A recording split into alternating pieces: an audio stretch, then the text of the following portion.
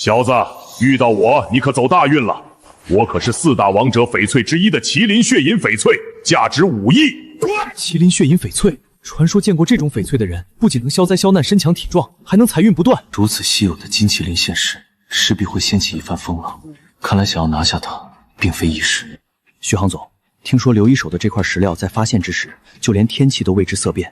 我敢笃定，这绝对是一块绝世好料子。待会儿的竞价并会异常激烈。一架拿下就行。我们手中可握着张小凡的把柄，若是这个废物不识相，那就别怪我不客气。各位珠宝大亨，我这块重达1000斤之多的极品罕见石料，出自龙河孔口，可是费了不少功夫才将其拿下的。大家想要的可以出价了。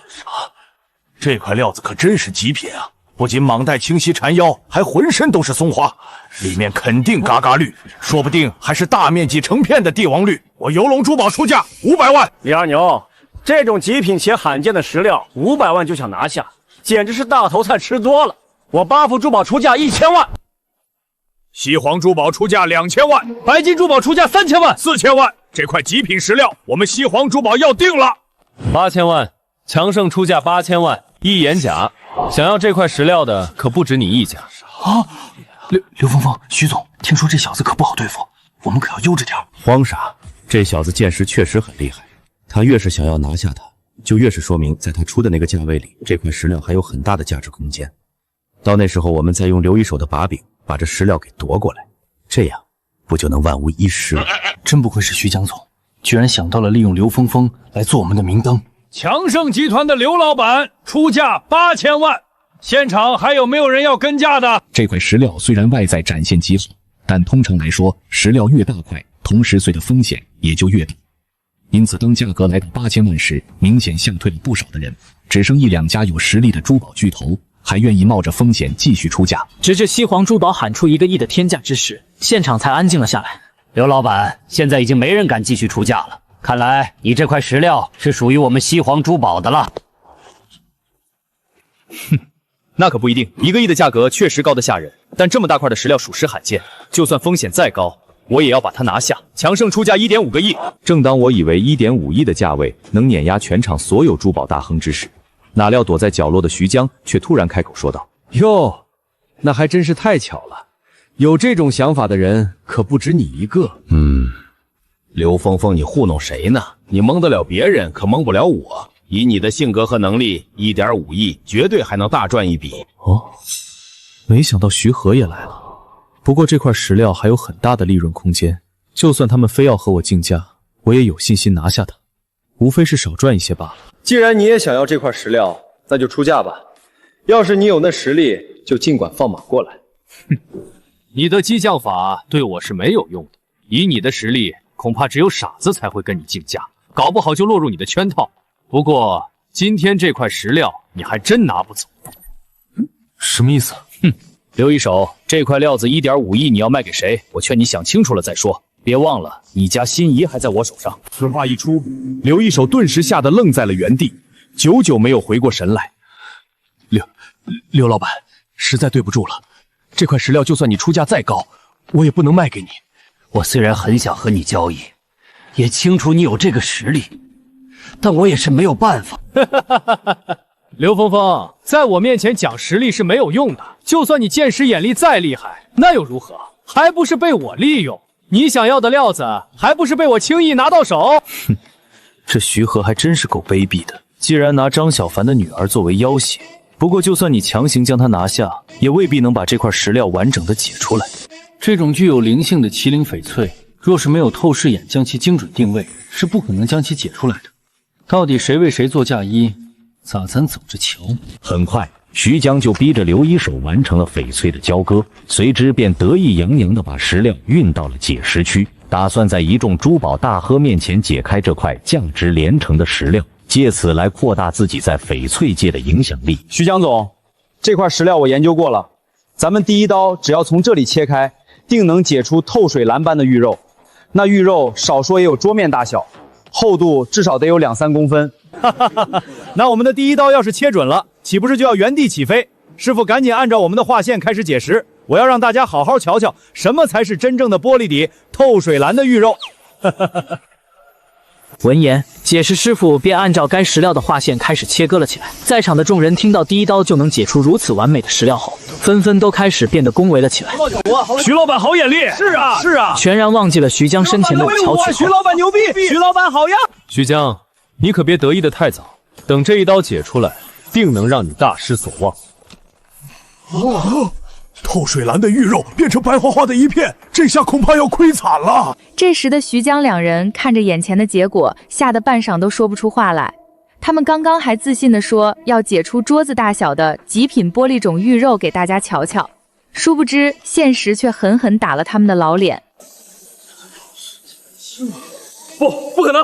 我不相信皮克表现这么好的石料解出来会是这个样子。师傅，给我继续开！徐总，我们要不还是别开了吧？这第一刀切的那么深，都没有解出什么东西来，再继续往下的话，风险只会越大。现在出手还不至于血本无归，要是再切垮了，那就真就什么都没有了。滚开！你个没用的东西，这石料都还没解完呢，慌什么慌？师傅，给我直接从中间来一刀，我就不信还切不出翡翠来。这徐江看来是被刚刚的那一刀吓得全然失去了理智，竟然敢把石料直接对半切开，这种做法不仅严重破坏了石料的完整性，还完美的避开躲在角落的麒麟翡翠。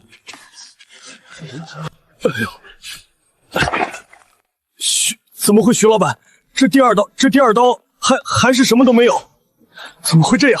皮克表现这么好的料子，解出来怎么会什么都没有？我不相信！不可能！我们这下该怎么办？此时的徐航望着面前这块接连2刀都没见玉肉的石料，早已吓得冷汗直流，魂飞魄散。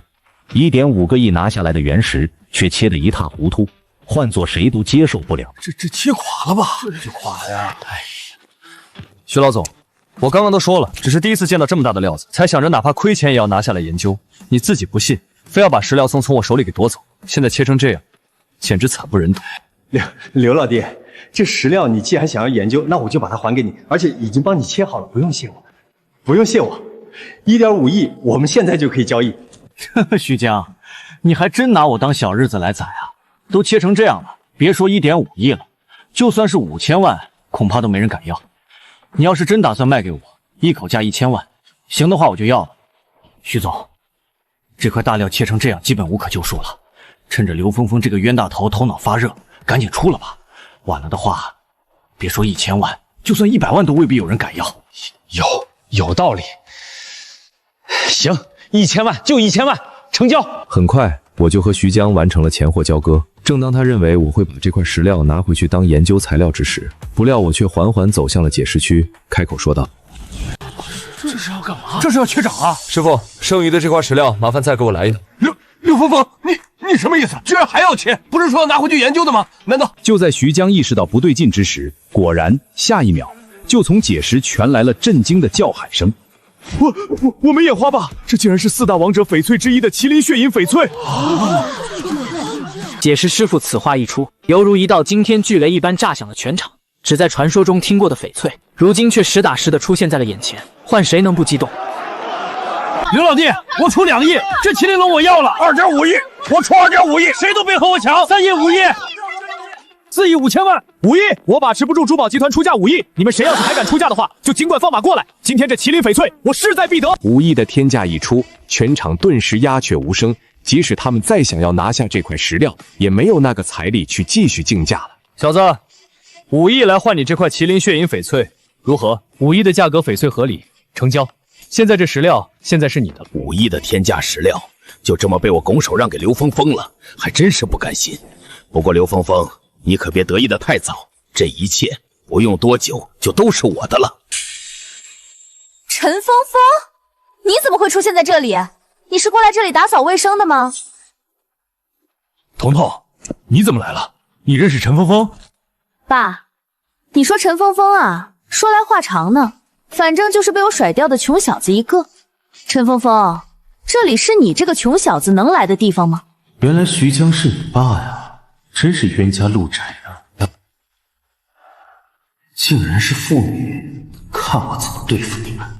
徐江眼看陈峰峰要说出实情，怕在自己女儿面前丢脸，赶紧接话避免陈峰峰开口。陈峰峰，不管我女儿是怎么样，也不是你能说她的，你还没有那个资格。哦，徐江，怕我说出实情，让你这个做父亲的颜面无存。不过你的脸面在我面前值几个钱？陈峰峰，你什么意思？你是大头菜吃多了，口气这么大。正当陈峰峰就要说出实情，门外传来了急促的脚步声。峰峰，不好了，我爸他用1亿买了一块全赌料，开出来全是帝王脸，现在全是找他要债的人，这可怎么办啊？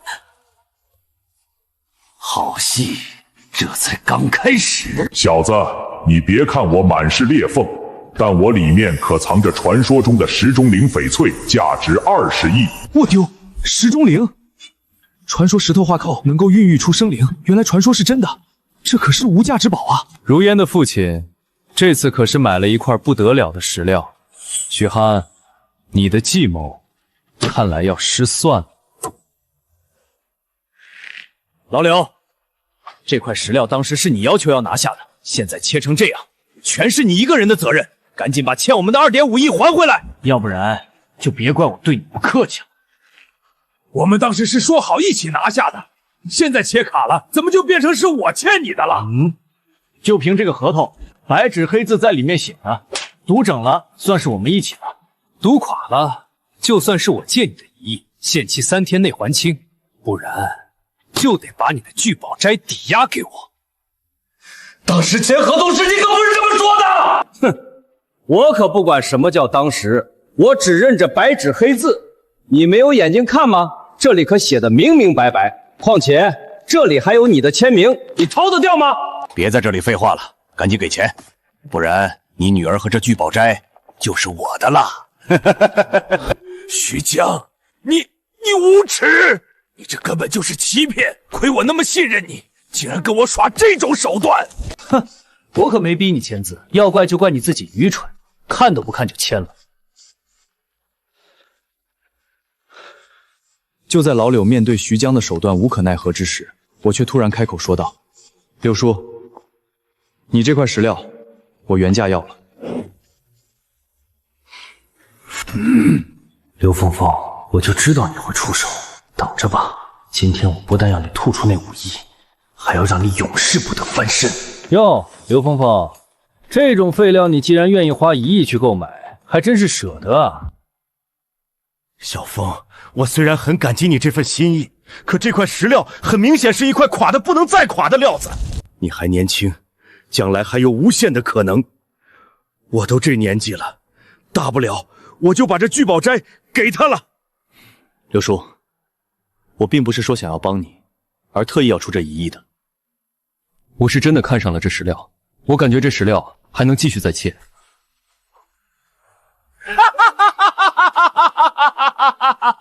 刘峰峰，奇葩我见多了，你这种奇葩中的奇葩我还是第一次见到。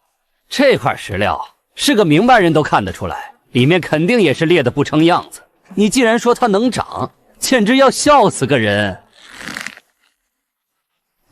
你这老狐狸，先是故意设套来陷害刘家，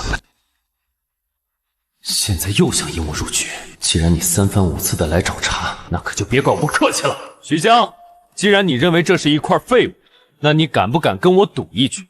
就赌5亿，如何？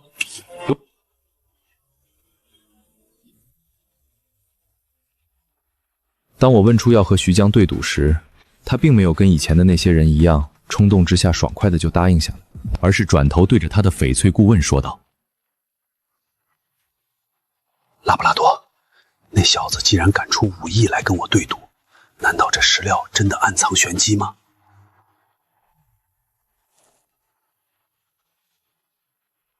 徐总，这块石料我已经鉴定过无数次了，虽然种水很好，但里面的裂不光是切开那位置那么简单，还有隐藏的暗裂。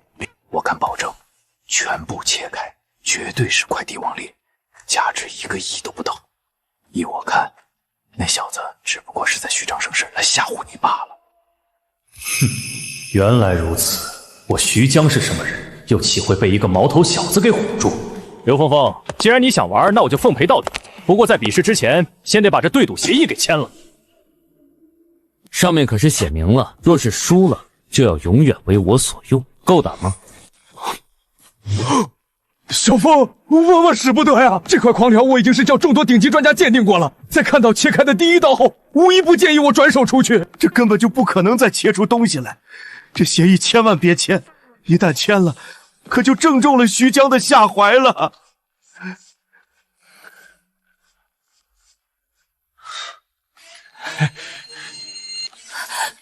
是啊，峰峰，我不能让你为了我去冒险，大不了我就豁出去了。如烟、柳叔，相信我，我自有打算。徐江，拿协议来，我签。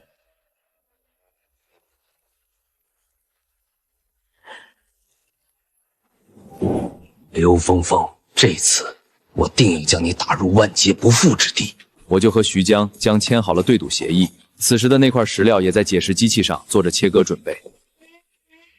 师傅，我们开始吧，先把这里还有这里给我全部切割掉。小兄弟，这块石料我还是建议你沿着底下的那2条裂缝切开，这样还能值点钱。若是按照你的这种切法，恐怕会让这块石料变得一文不值。这下我算是彻底放心了。刘峰峰这种切法，一看就是啥都不会的主。区区一个毛头小子，还想跟我玩心眼儿，这次还玩不死你。师傅，现在我是这块石料的主人，想怎样切，当然是由我说了算。我已经画好了线，你无需考虑太多，直接切即可。一个小屁孩在这里耍什么的大牌？我好心的劝你，你却不听，一会儿活该你切掉我。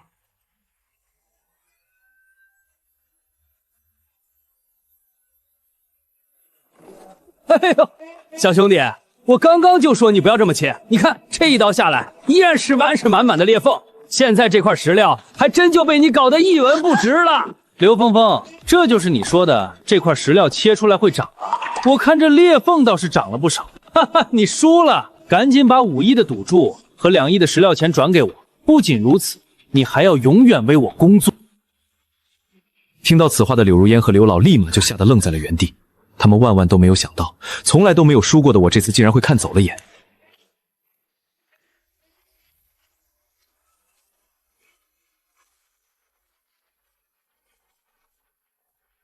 徐江，你若是敢动小峰一根手指头，我跟你拼了！大不了我把我爸的聚宝斋给你。爸爸，这事是因我们而起的，我们不能让小峰哥失去自由，不然他这一辈子可就全毁了。女儿，就算你不说，我也是这么想的。不就一间聚宝斋吗？用它来换你和小峰的前途，值了。小峰，虽然这次我们输了，但没关系，留得青山在，不怕没柴烧。我相信总有一天你能东山再起的。柳叔、如烟，谢谢你们的好意，但别那么悲观，我还没输呢。真正的赌局现在才开始。刘峰峰，我看你是脑子锈透了吧？这种满是裂缝的石料，你既然跟我说还能继续切长，是个小孩子都知道这是不可能的事情。徐江，你就尽情的笑吧。这块石料里面可是藏着传说中的石钟灵翡翠，只要等会儿全都切出来，定能震惊整个翡翠界。刘峰峰，你已经输了，还说什么再切一刀？就算再给你切100刀，也改变不了这是一块帝王裂的事实。赶紧按照协议办事，不然就别怪我不客气了。徐江，只要我这块石料还没有切完，输赢就还未定。不仅如此，现在我还要继续加注，就问你敢不敢？徐总，既然他要玩，那我们就跟他玩到底。这块石料解出来的每一刀都在我的鉴定范围内，剩余的这最后一刀，自然也不会出错。他现在的举动无非是垂死挣扎罢了，完全不足为惧。我也是这么想的，这种石料就算是个傻子也能看出来不可能切长，更何况有你这位顶级的翡翠鉴定师亲自坐镇。这次我定要让刘峰峰这位狂妄的小子付出惨痛的代价。行，我就答应你，缩咖就缩咖。刘峰峰，你以为你这样瞎抓我就会怕你吗？你无非就是想虚张声势罢了。接下来你想怎么玩，我都奉陪到底。徐江，我手上除了这5亿以外，还有一家珠宝行，大概价值2亿左右。这一局，我梭他，跟你玩到底。峰峰，千万别！我们现在止损，还有东山再起的机会。若是把全部家当都压下去，那就真的什么都没有了，不能再继续加注了。小峰，我知道你输了，心中意难平，但越是这个时候，越要压抑住这赌徒的心态，不然只有输的份儿。柳叔、如烟，放心吧，我并非输红了眼，而是要彻底击垮徐江，不然他下次定还会盯着我们不放。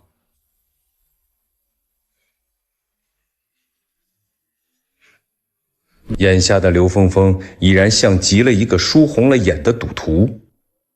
哈哈哈哈哈！这种人已经没什么好害怕的了。行，我就答应你，梭哈就梭哈。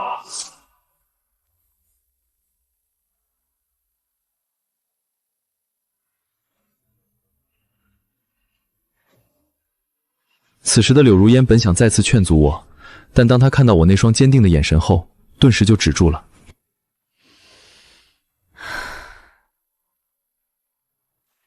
看来小峰哥心意已决，唯有坚定不移地相信他了。师傅，接下来的解石，帮我沿着这2条线线，给我慢慢磨下去。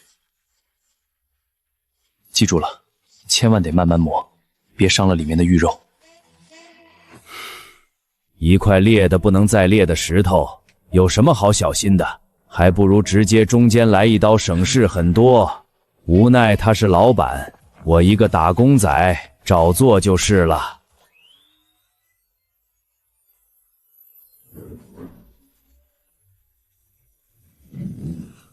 就在他们认为必定能拿下这一场世纪豪赌之时，谁料下一秒，解石师傅却发出了雷鸣般的震响。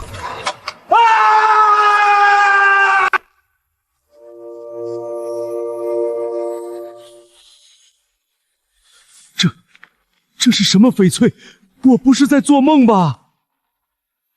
这翡翠里面竟然有个活灵活现的小仙女，解了一辈子的石头，这种情况还真是第一次见到。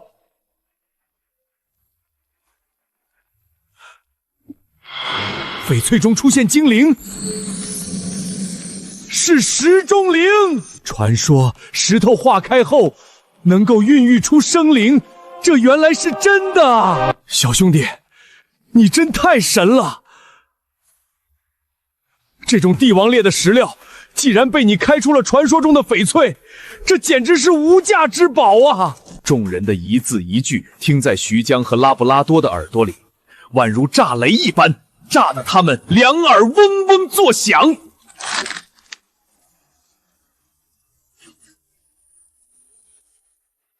徐江，你输了，要执行这协议的人是你。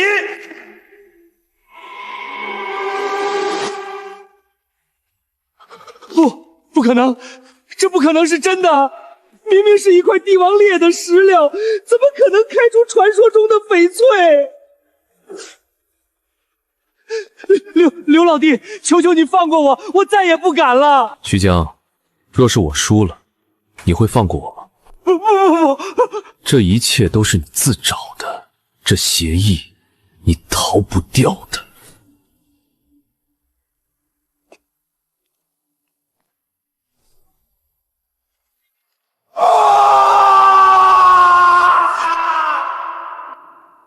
峰峰，原来早就看出了这是传说中石钟灵翡翠，害我担心你这么久。下次不许再这样胡来了。如烟，让你担心了。这石钟灵不仅极其稀有，就连见过它的人都能延益寿，财运不断。我们拥有了它，往后的挑战都充满了信心。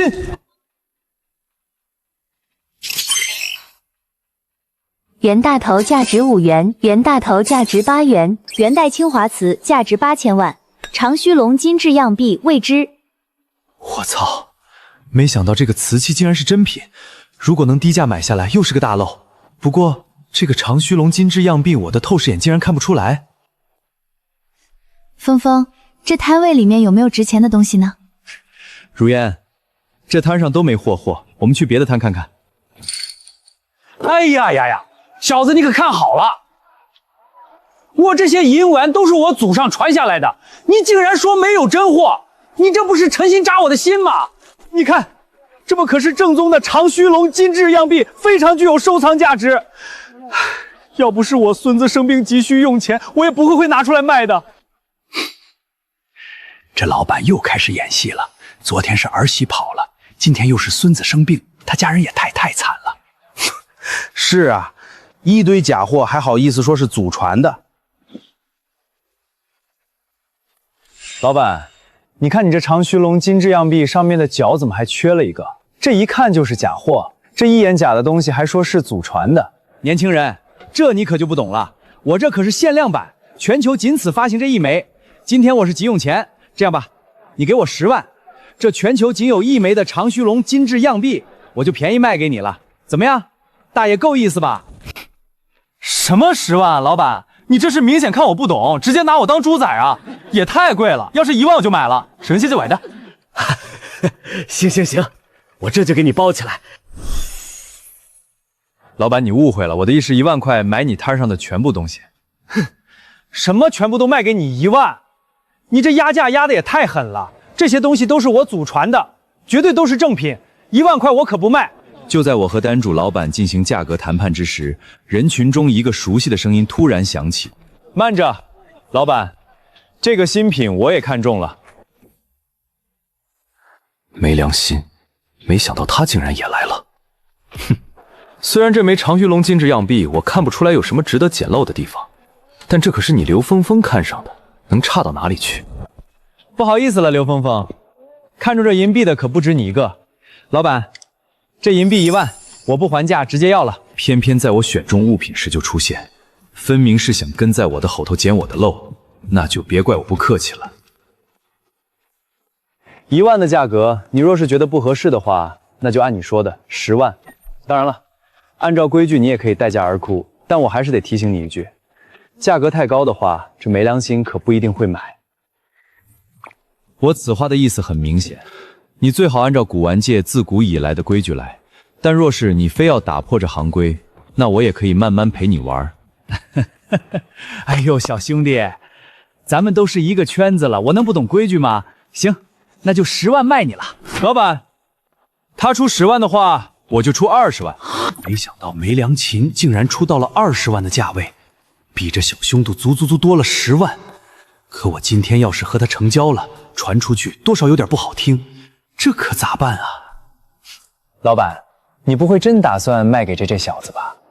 那样你可就足少赚了10万啊！管不了那么多了，10万的诱惑实在是太大了，得卖多久的坐走古玩才能回来？抱歉啊，小兄弟，人家出价比你高，这金币现在可不能给你了。我就猜到会是这种结果。不过为了那个花瓶，可是我那价值8000万的元清华瓷器，我有的是时间和你们玩。既然你们不仁，那就别怪我不义了。我出21万。刘峰峰，你没必要这样，你要真喜欢可以加价，你加到100万我肯定就不要了。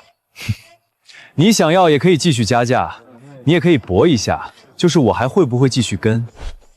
我出22万。哼，你加1万我也加1万，这样就不怕被你坑了。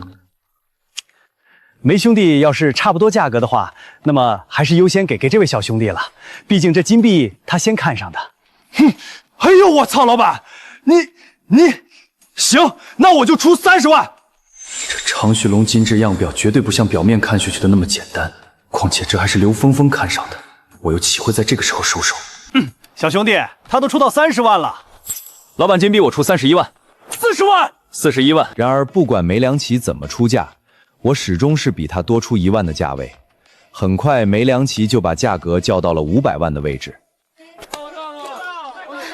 峰峰，这个金币我们让了吧，已经完全没有必要跟他再继续竞拍了。正当我准备再次喊价的时候，梅良心果断地掏出手机，对着老板的摊摊收款码进行扫码交易。老板，钱我已经转过去了。没良心说完，立马拿起桌上的金币，快速离开摊位，生怕慢1秒就被我再次喊价。我操！难道说我这摊上还真有真货？不可能，我这些银元都是做旧的假货。看来今天我是宰到肥羊了。峰峰，难道那个金币真的是真品吗？如烟，不管是不是真品，那个金币最多值100万。不管怎么样，梅良熙都是亏的。小兄弟，我那个金币真的是真品吗？老板，你的东西是不是真品，你自己心里没点数吗？不过老板，我今天可是让你赚了500万，你该怎么感谢我呢？那小兄弟，摊上的东西都送给你了。